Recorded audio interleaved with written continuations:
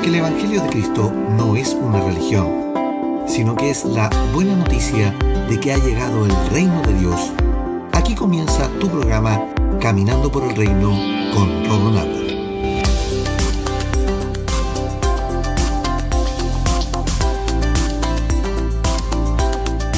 Bienvenidos a Caminando por el Reino, tu programa de enseñanza de la gracia a tu casa. Anteriormente en Caminando por el Reino, esta semana estamos conversando acerca de la buena noticia, el Evangelio del Reino. Y en el episodio anterior aprendimos lo siguiente. 1. Al entender el propósito eterno de Dios en nosotros, podemos tener primero la visión acerca del Evangelio y segundo, el rumbo a seguir, pues el Evangelio no se basa ni en el hombre y tampoco en sus necesidades.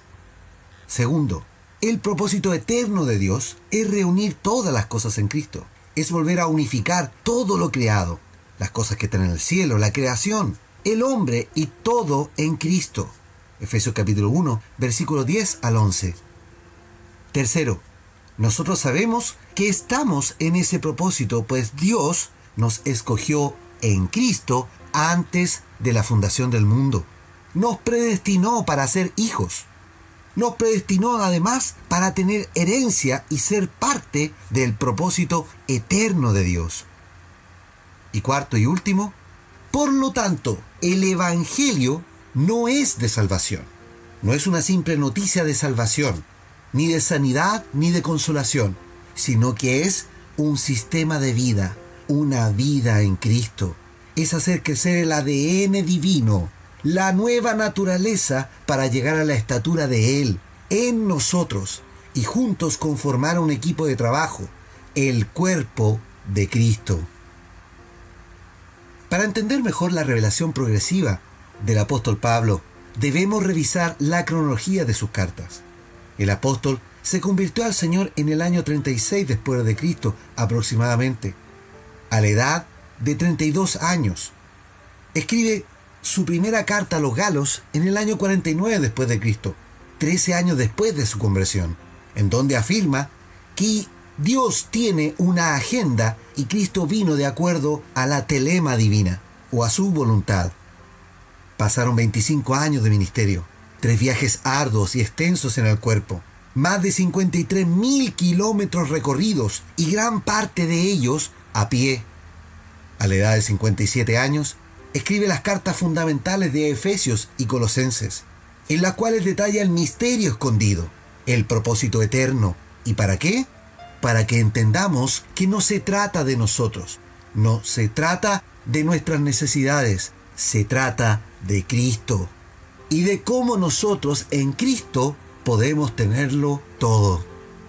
Es importante sensibilizar la vida del ministro, pues debes entender que nada de lo que ha sido escrito doctrinal para nosotros es una casualidad.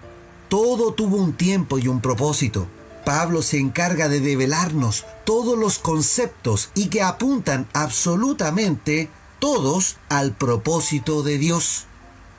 Por eso que el Evangelio no es centrado en nosotros, sino que está en Cristo, en el propósito y no en nuestra salvación y la vida eterna. Usted se preguntará, pero Dios suple nuestras necesidades. Claro, eso es así, pero eso no es el foco del Evangelio. Miremos la visión de Cristo y que amplía Pablo en las cartas que ya hemos leído. El Maestro envió primero a sus 12 discípulos, después que habían visto y recibido las enseñanzas y los ejemplos del Maestro. Él los envía a pregonar el Evangelio. Lucas nos relata en el siguiente registro y nos dice así: cierto día Jesús reunió a sus 12 discípulos y les dio poder y autoridad para expulsar a todos los demonios y sanar enfermedades. Luego los envió para que anunciaran a todos acerca del reino de Dios y sanaran a los enfermos. Les dio las siguientes instrucciones: no lleven nada para el viaje, ni bastón, ni bolso de viaje, ni comida, ni dinero, ni siquiera una muda de ropa. Por todo lugar que vayan, quédense en la misma casa hasta salir de la ciudad. Y si en algún pueblo se niegan a recibirlos, sacúdanse el polvo de los pies al salir para mostrar que abandonan a esas personas a su suerte. Entonces ellos comenzaron su recorrido por las aldeas para predicar la buena noticia y sanar a los enfermos. Lucas capítulo 9, versículo 1 al 6 en la versión NTV. ¿Le dio dinero para sus gastos personales el maestro? No. ¿Le dijo, vayan con un buen equipaje para el viaje? No. ¿Le dijo, vayan con cierta persona en tal o cual lugar o en tal o aquella aldea? No. Ni siquiera les permitió ir con una muda de ropa, ni con bastón, ni nada. Pero les dio algo que era más que suficiente, que todo eso que él les dijo que no llevaran. Les dio poder y autoridad. Qué potente es esto, ¿no? Por supuesto que ellos fueron testigos del poder y de la autoridad divina. Ahora el maestro no dejó pasar mucho tiempo y después envió a 70 discípulos. Leamos lo que nos dice Lucas capítulo 10. Y después de estas cosas, designó el Señor también a otros 70, a quienes envió de 2 en 2 delante de él, a toda ciudad y lugar a donde él había de ir. Y les decía, la mies a la verdad es mucha, mas los obreros son pocos. Por tanto, rogad al Señor de la mies, que envíe obreros a su mies. Y, he aquí, yo os envío como corderos en medio de lobos. No llevéis bolsa, ni alforja, ni calzado, y a nadie saludéis por el camino. En cualquier casa que donde entréis, primeramente decid, paz sea a ustedes en esta casa. Y si hubiera allí algún hijo de paz, vuestra paz reposará sobre él. Y si no, se volverá a vosotros, y posad en aquella misma casa, comiendo y bebiendo lo que os den, porque el obrero es digno de su salario. No os paséis de casa en casa. En cualquier ciudad donde entréis y os reciban, comed lo que os pongan por delante. Lucas capítulo 10, versículo 1 al 8 en la versión Reina Valera. La fórmula es la misma. No cambia el estilo el maestro. La pregunta es, ¿por qué no les da una provisión a los discípulos?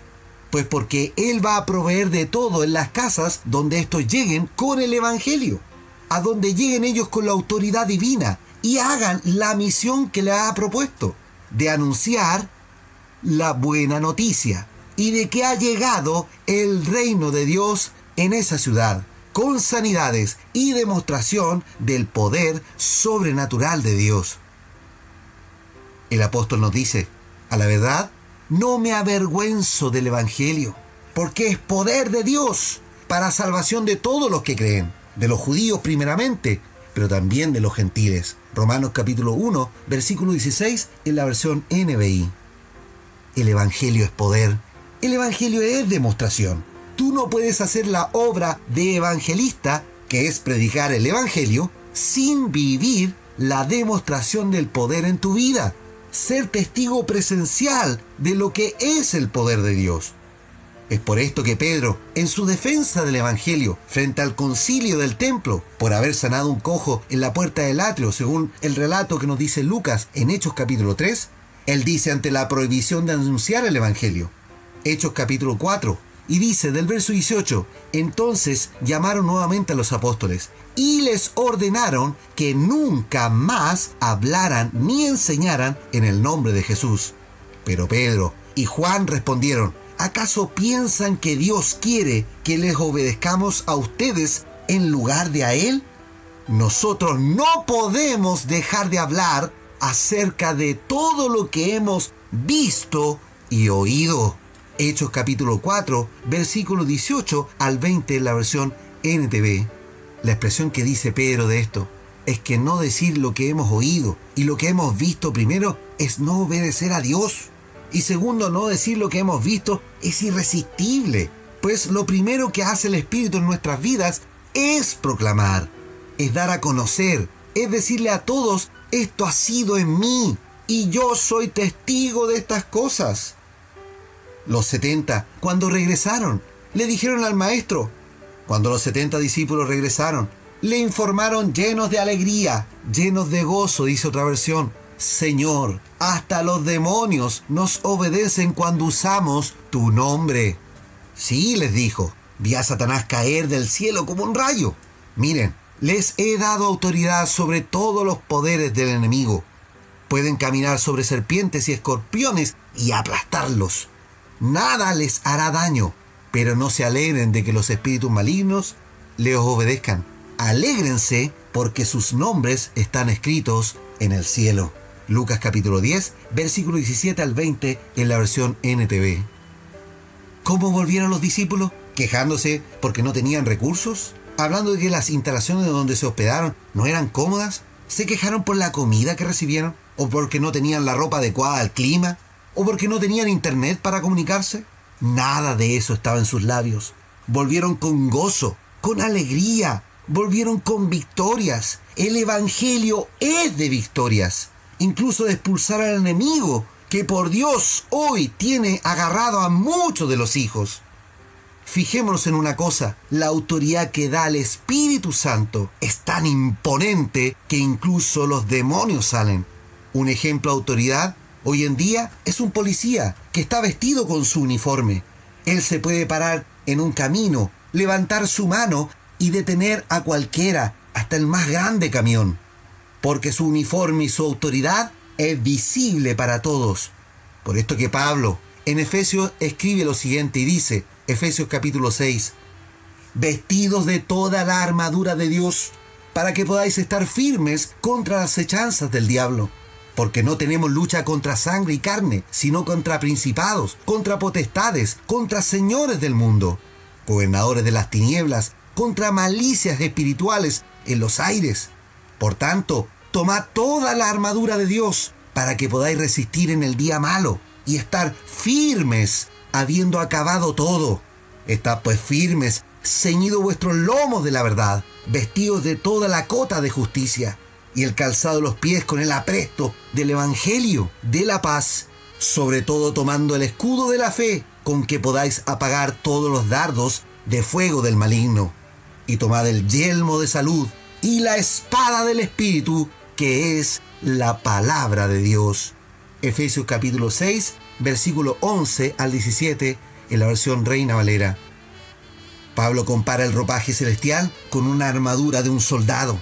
No es que literalmente es vestirse como soldado, o que literalmente usted deba usar un uniforme de policía para tener autoridad. Esto tiene que ver con tu vestidura del Espíritu Santo en tu vida. Por eso que una corbata o una falda no te van a dar autoridad. La autoridad te la da el ser lleno del Espíritu Santo. La lucha no es contra las personas. La lucha hoy es mucho más clara. Es contra las ideologías, contra quienes quieren pisotear la naturaleza y el propósito divino creado.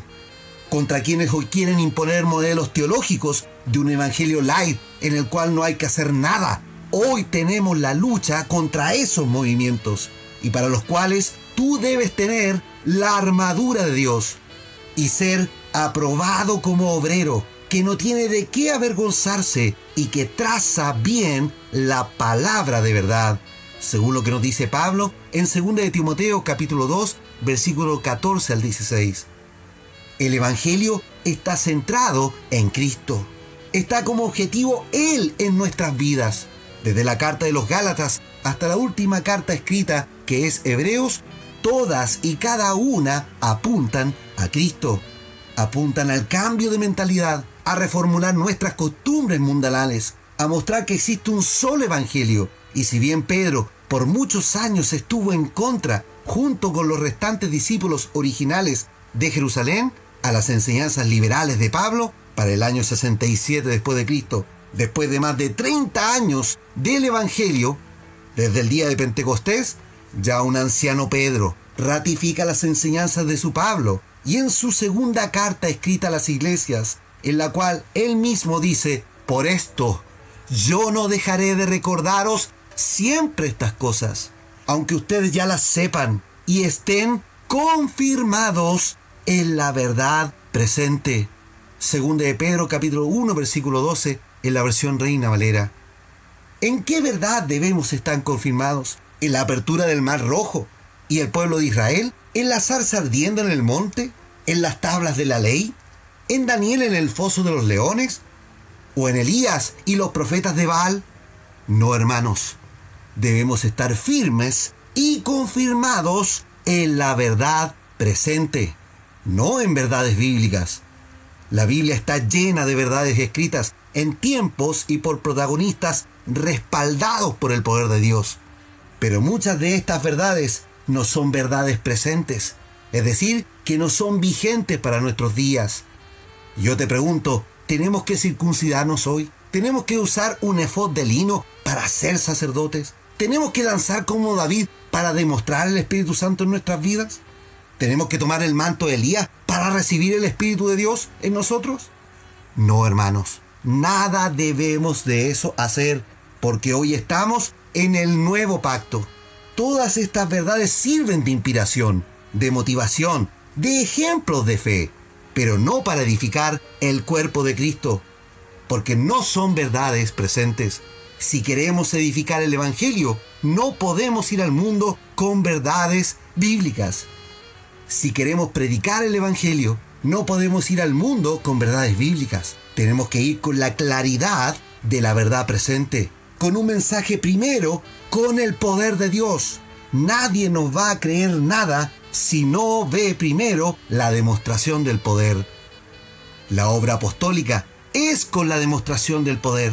Y la demostración del poder no es de gente saltando y hablando en lenguas motivada por la música. Eso, hermanos, es histeria colectiva.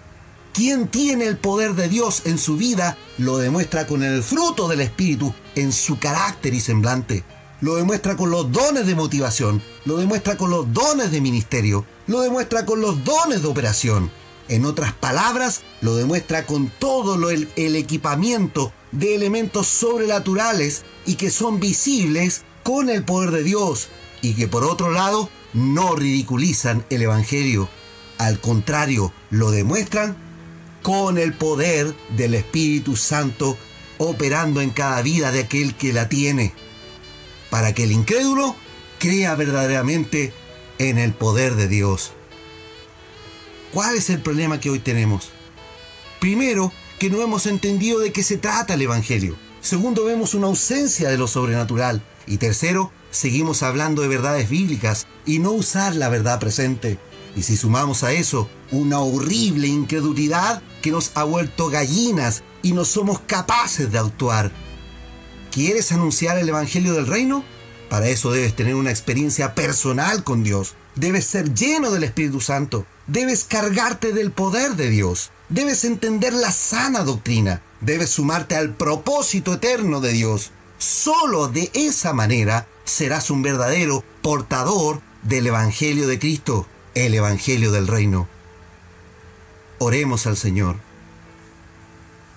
Eterno y soberano Dios, gracias, porque podemos tener claridad de qué se trata el Evangelio, porque podemos entender que debemos sumarnos al propósito eterno.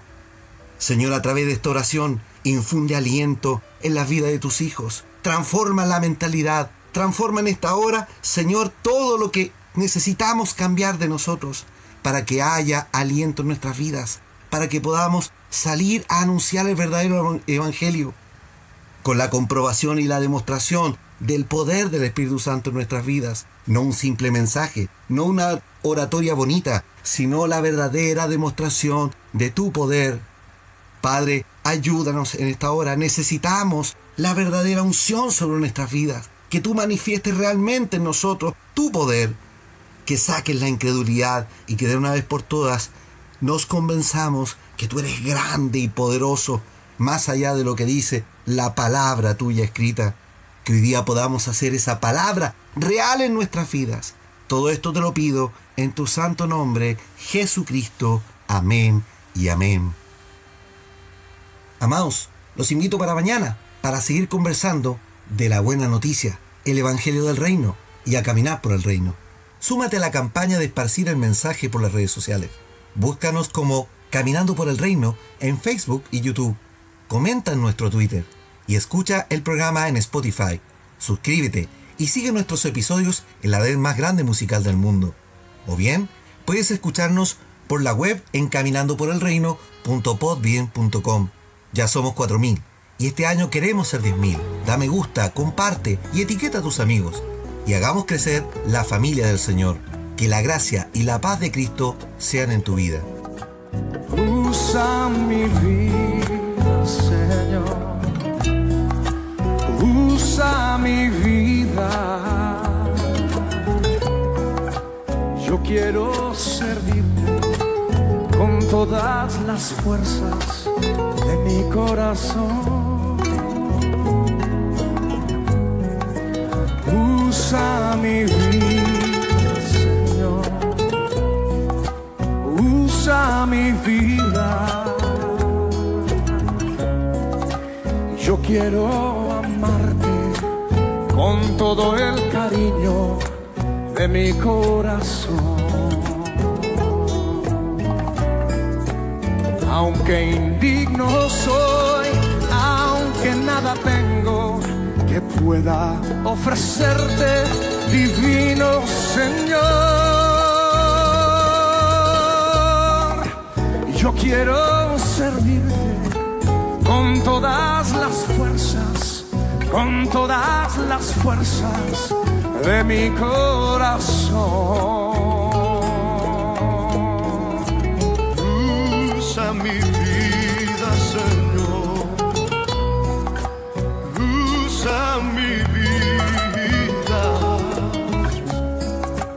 Yo quiero servirte con todas las fuerzas de mi corazón. Y usa mi vida, Señor. Úsala, Señor. Usa mi vida. Todos mis días. Yo quiero amarte con todo el cariño de mi corazón. Levante sus manos y dígaselo al Señor en esta noche. Aunque indigno soy, aunque nada tengo que pueda ofrecerte, divino Señor. Yo quiero servirte con todas las fuerzas, con todas las fuerzas de mi corazón. Aunque indigno soy, aunque nada tengo que pueda ofrecerte, divino Señor. Yo quiero servirte con todas las fuerzas, con todas las fuerzas de mi corazón. Yo quiero servirte con todas las fuerzas